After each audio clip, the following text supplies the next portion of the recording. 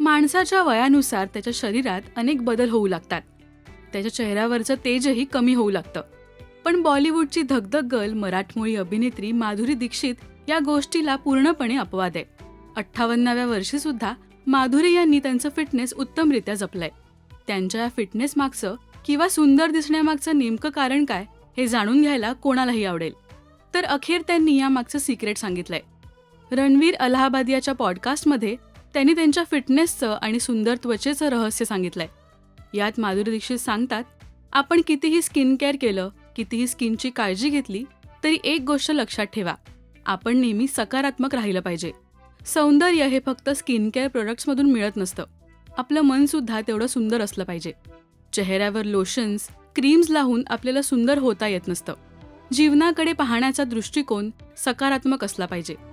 कोणाबद्दलही negative विचार करू नये. मला लोकांशी बोलायला खूप आवडतं. त्यांच्या आयुष्याबद्दल जाणून घ्यायला आवडतं. मी काय आहे, कोण आहे या गोष्टीचा मला फारसा फरक पडत नाही. या सगळ्याबरोबर मेडिटेशन केलं पाहिजे. मी ओंकार आणि गायत्री मंत्र म्हणते, असं म्हणत माधुरी यांनी नेहमी सकारात्मक राहण्याचा सल्ला दिलाय. पुढे त्या म्हणतात, तजेलदार चेहरा हवा असेल तर हेल्दी पदार्थ खा आणि दिवसभर भरपूर पाणी प्या.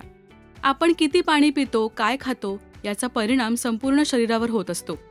मी चेहऱ्याला रोज गुलाब पाणी लावते. स्किन केअरच्या वस्तू नेहमी चांगल्या क्वालिटीच्या विकत घ्या. घराबाहेर पडण्याआधी नेहमी व्हिटॅमिन सी सिरम लावा.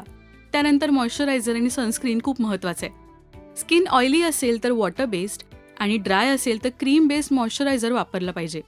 शिवाय झोपण्याआधी मेकअप काढून झोपा आणि 7 ते 8 तासांची झोप ही कंपल्सरी आहे. हा मोलाचा सल्ला माधुरी यांनी दिलाय. स्किन केअर सोबतच आपला व्यायाम आणि हेल्दी खाणं तितकंच गरजेचं आहे.